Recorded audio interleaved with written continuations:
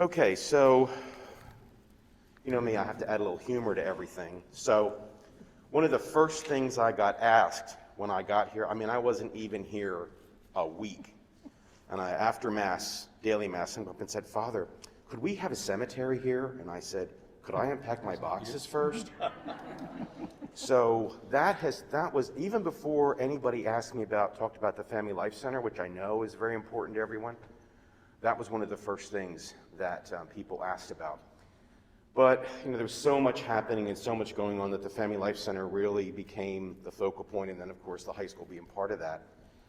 And then after the death of two, Joe Lynett and Frank Malone, two of our stalwarts of our parish, I had two really wonderful people come to talk to me about this.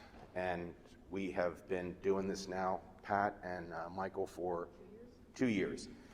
So Pat Bonin and Michael Malone have been part of this project for the 2 years, and I mean tireless hours they have put into this, and part of the design.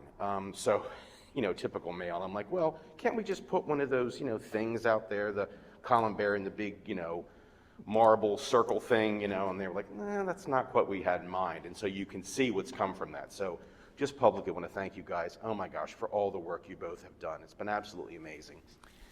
And then we have Team Wolf, and Charlie over here, Charlie Fitzgerald. These guys, Charlie's our bookkeeper, he's our CPA, he's our pain in the, I mean, he is our great guy that really he's keeping us on track, and we're thankful for that. And Fran and John Wolf are our salespeople, and they're going to be the ones that will be speaking to you, you know, on each, when you come to talk about your particular place that you may choose and so forth. So I have just kind of been a tangential part of this in so many ways, because these are the guys that are putting all the work and energy into this. So I just want to publicly thank them for all their hard work. They've just done an amazing job.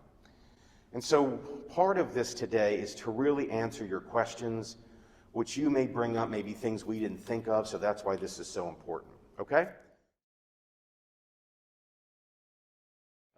So what we're doing is it's opened up to the parish. That's why this is so important that people get their place and get it worked out, because this is going to be open to the parish until the end of December, or till the beginning or middle of December, right?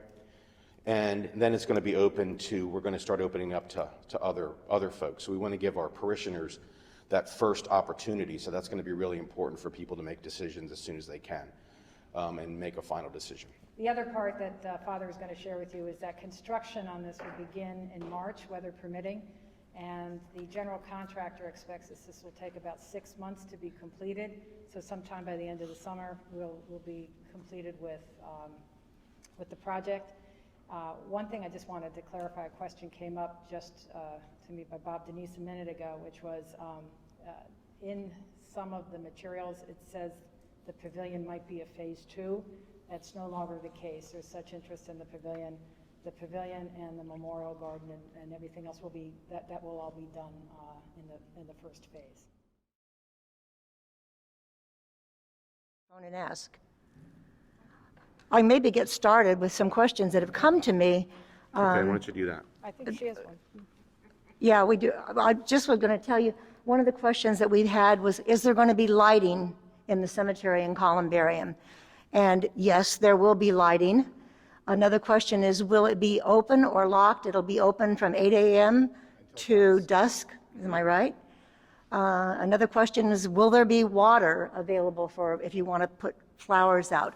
There will be a sprinkling system, and of course there are going to be pipes running to the fountain in the center of the memorial garden. So we will address the idea of having faucets around. That's something that because questions have been asked. So Mary Ellen, you had a question? Niche. And basically each niche will hold 2, but if you had really small ones, you could actually put more in there. Is that correct? That's right. Yes, each of the, they're called companion niches, which means each one can handle 2 relatively full-sized urns. However, you can have small square urns, and if you had these small 5.5 by 5.5 square urns, you could actually fit up to 4. But they're really designed for like 2 vase size. So definitely 2, and smaller ones you can go up to 4.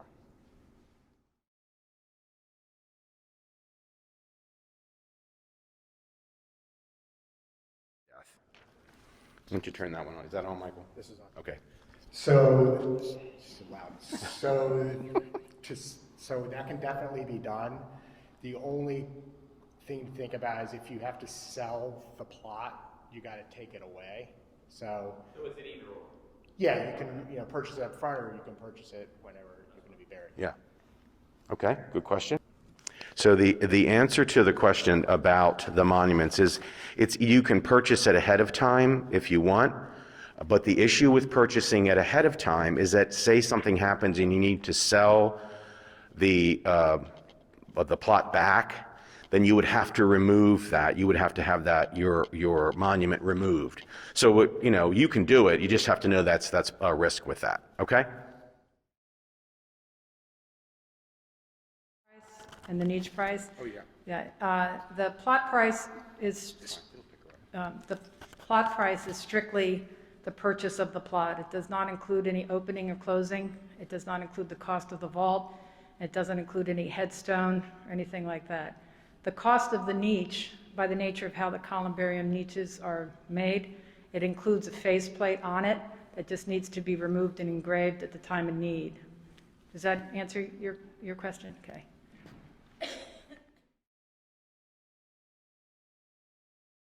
I just want to let you know that Michael has already prepared the amendments. We decided, because we've passed out all the kits and all that information has already been provided, that the information is going to be released. And because we didn't want to just retract what we had and publish something new, when John and I are having our sales meetings, we'll give copies to every one of those amendments so that in fact, talk to people when they're coming for their contracts, that if they're a veteran and they have some interest, we want them to know so that everybody will have the updated information. Is that good? Yeah, so that's going to be up on the website probably, I have to ask, but probably tomorrow by, end of day, earliest it'll be the following day. If you're, and really Archie's been very helpful to us, we've been going over this and he's looked at what we have now and it all makes sense to him, but the VA marker is going to be perfectly fine as long as the color and the size and everything else still fits with what we're looking at. But you can do the VA marker, whether it's upright or it can be flat. If it's the tombstone is one you've already purchased and it isn't a VA marker, you can certainly get from them I don't know if it screws on, but it's like a little emblem on either the niche faceplate or on top of the marker as well. But as far as people being able to get the VA marker and to put in, rank and all those things, you can certainly do that. But that'll be up either tomorrow afternoon or early on Tuesday. Are those the only changes, or are there any other changes included in the amendments? At this point, there are no other changes. We will not be selling any urns ourselves. The parish won't be. But we can have, by the time this is open next spring, summer, we'll probably have the information about places that you can buy them. You can buy them inexpensively online. You can buy them from the actual niche fabricator if you're interested in a niche at ICOF. They're very inexpensive over at ICOF, or you can buy them at the local funeral parlor. Once you buy a niche, you'll have the specific dimensions of that niche, so you'll be able to show it to somebody and ask them what fits, what doesn't fit. Does that answer your question? Great. Mm-hmm.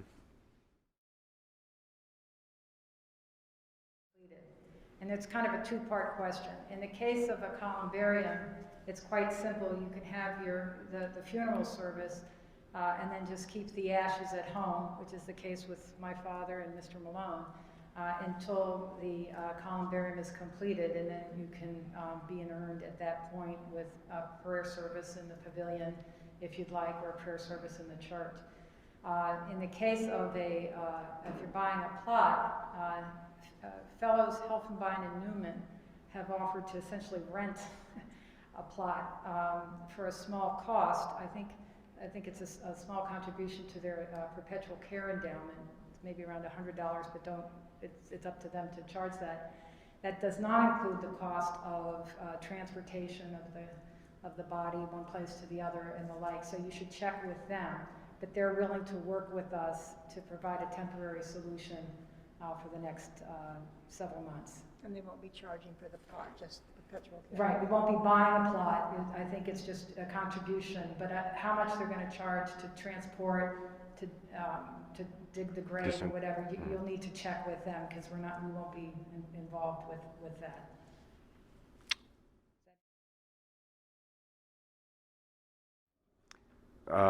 And the other thing that we were thinking is maybe, Fran had just said this, maybe a question and answer after one of the Hispanic masses. Yes. All right? Okay? Okay. So I'll get with Father Oscar and we'll work that out. Okay. Okay? Mm-hmm.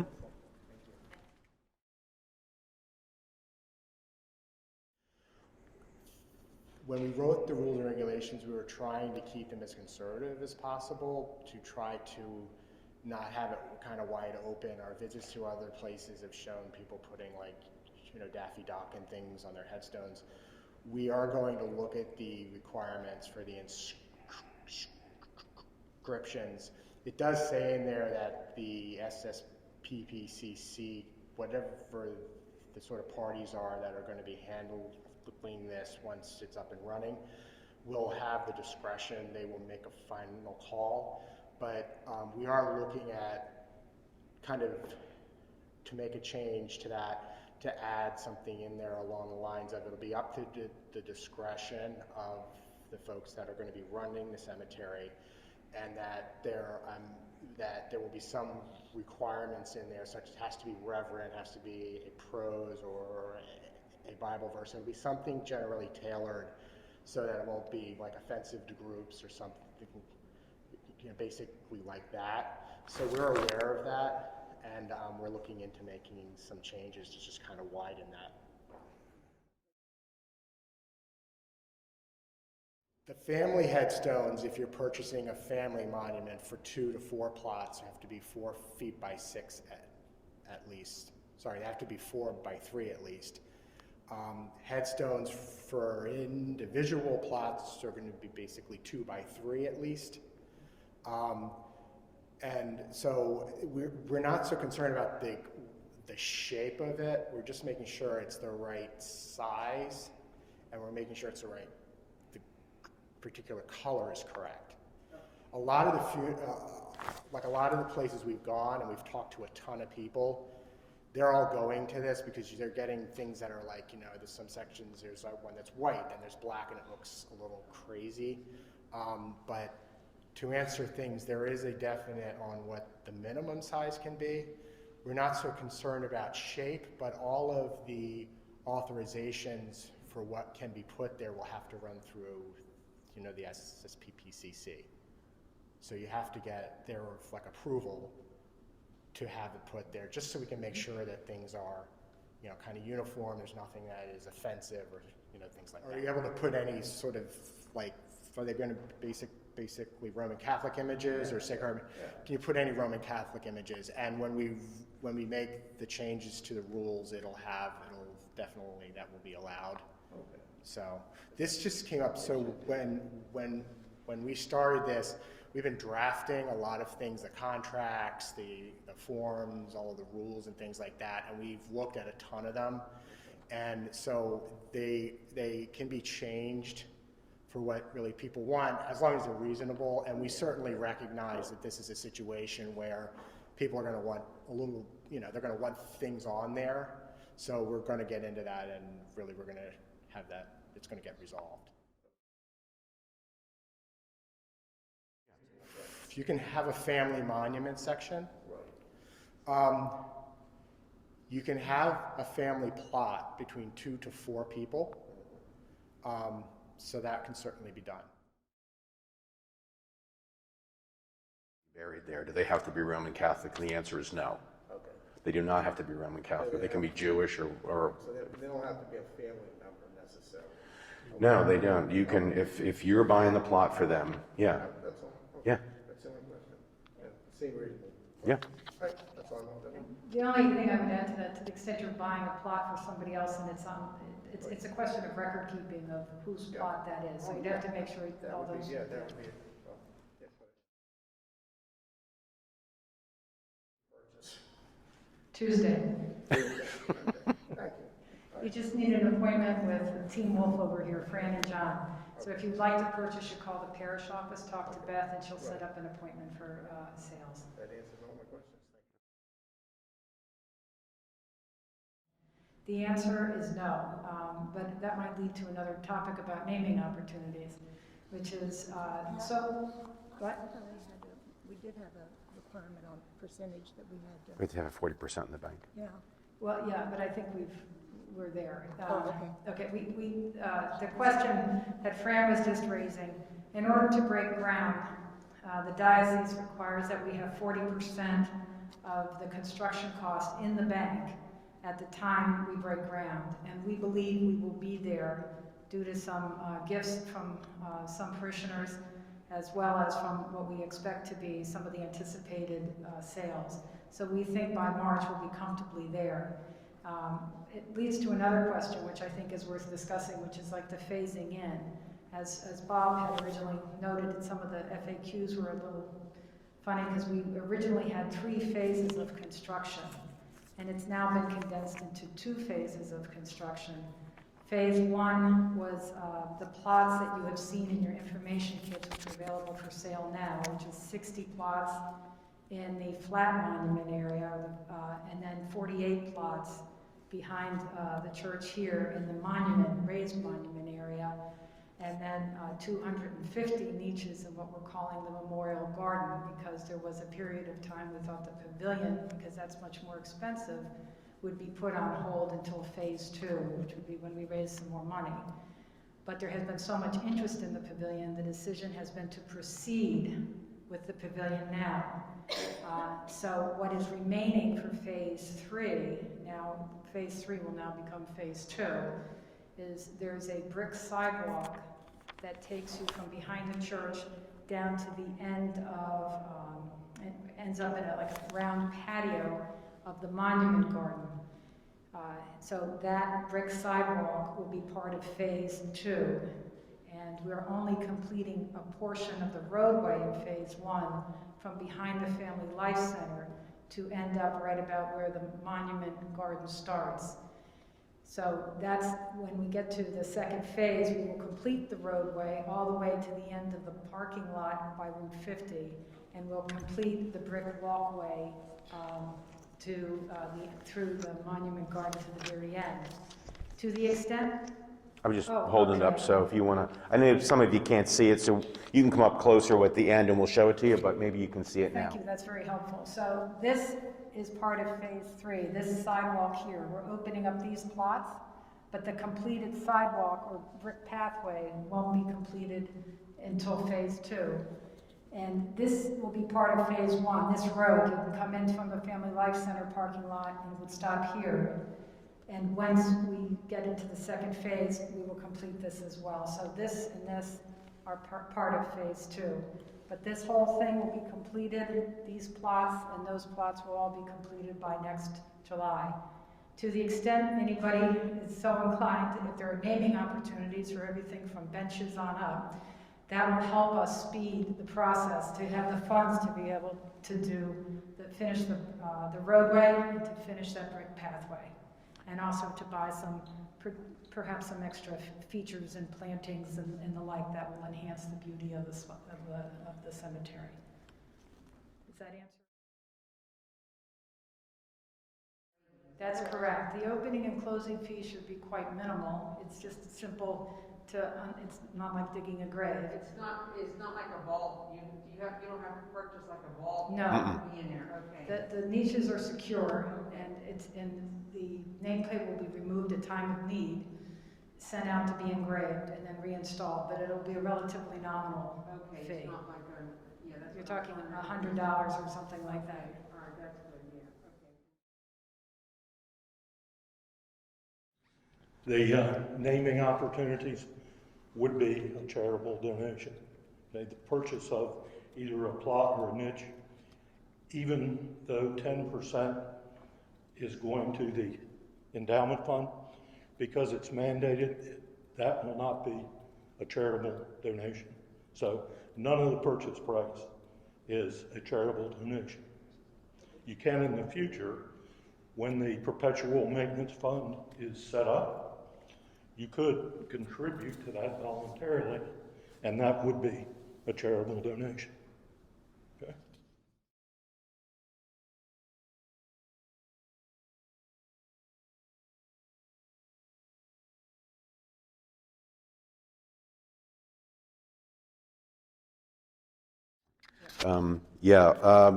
Most times, you know this, you just went through this with Pat, but most times the funeral home will sit you down at whoever you choose, and they will be the ones that'll talk to you about vaults and all those kinds of things. If for some reason somebody didn't have a relationship with one, as Pat told us, we would call Helfenbein or whomever to make that happen.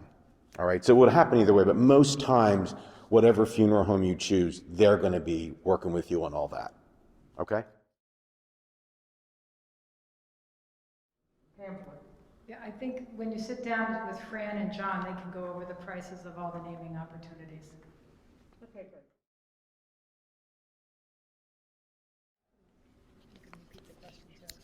So if you buy basically two of the graves, you can put, one plaque here, and can you put a second plaque? Sure, you can put a plaque at each plot. Okay. If If you buy in the sort of monument section, you can put the headstone, which can straddle, and then two, and then they each get a flag. So to get into the monument section, you need to purchase the headstone, but you can add a marker on, each of the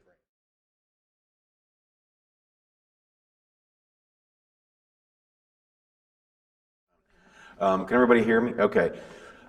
So the question is, should you make, advanced plans with a funeral home in terms of, whether you're going to be in the Columbarium or it's going to be a grave or anything like that? Let the funeral home know exactly what you want. Is that the question? I recommend that for everybody. It just makes it so much easier for your family. And that's one of the things the diocese requires for us. We have to give them all the information that for our funeral and where we're going to be buried and all those kinds of things. It just makes it easier because you've made the plans, you've got it together, and it makes it easier on the family. And even, if a spouse were to predecease somebody, it just makes it so much easier for the grieving process as well.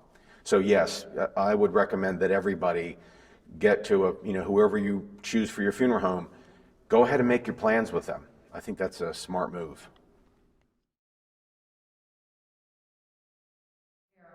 In every purchase price is included, 10% will go towards perpetual care endowment.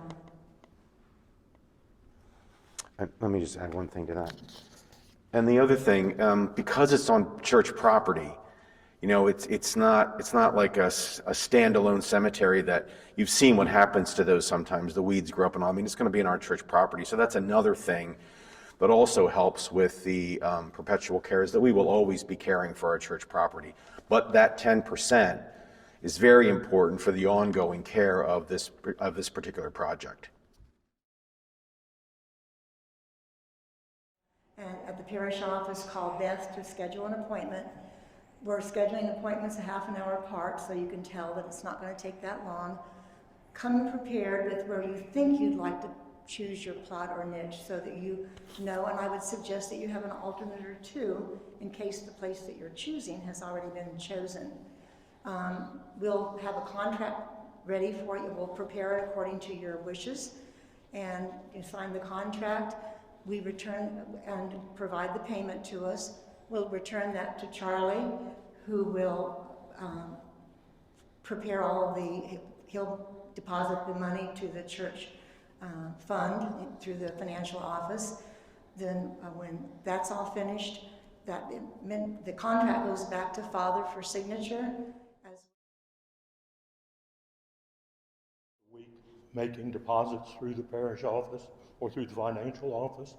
So till those are cleared, because of the legalities, we will not assign a certificate number, and Father will sign off at the same time.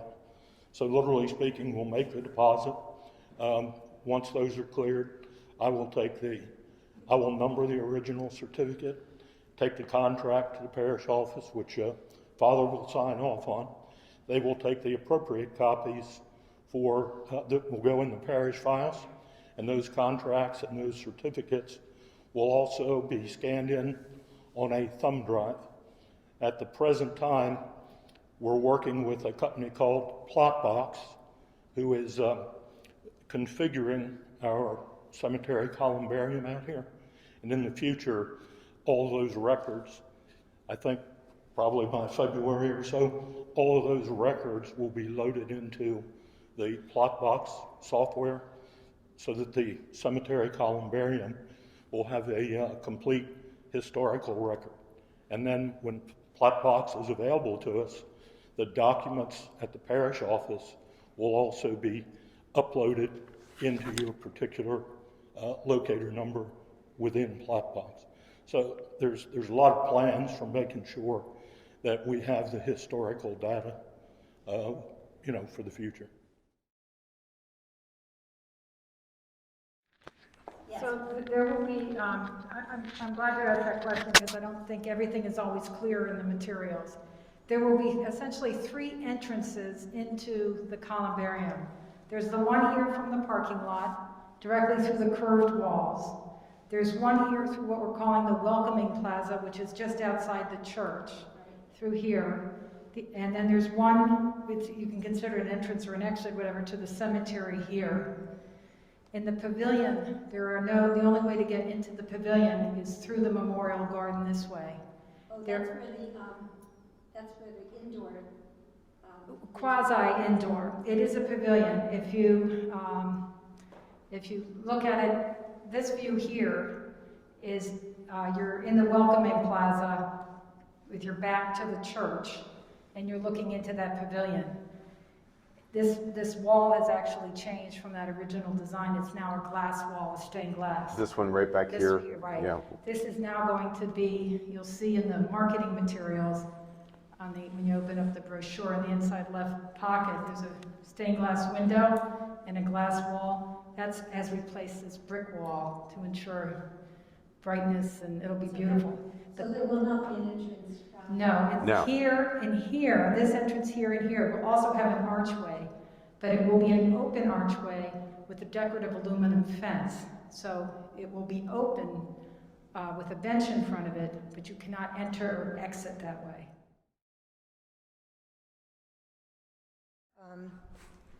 If you could put 2 urns in a plot, the answer is no.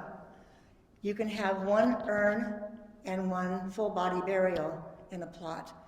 So in the event, for example, if somebody died and they are buried in a plot, in an urn, and the second person is scheduled to be buried full body burial. If somewhere along the line the family member changes their mind and they want to have another urn put in the plot, that can't be done. At that point, the urn would have to be moved to a niche, and the second urn would be put in that same niche. The parish would then purchase back the plot, correct, with the excluding the expense of opening and closing, doing that. Primarily, you can see where we have fewer plots available than we do niches, and land is precious, so we don't want to offer plots for interment. We want them for full body burial. So we've done a lot of research in the other cemeteries that allow for 1 plot to hold basically just, the urns, have found that it's eating up a ton of their space, and they're all going to stop it. So they all advised us, of all the cemeteries, just not to allow that, because it ends up just destroying your space very quickly. So, and there's some that are happy that people are going to be coming, they're going to sell back because they need space, and one of the reasons they need space is because the urns are in a plot. So. Yep. Okay. Am I on? No. If there are no other questions, I just want to thank everybody again for coming, and really good questions. And again, thank you to this entire team for all the work you've done. They have put a lot of hours into this. All right, thanks everybody.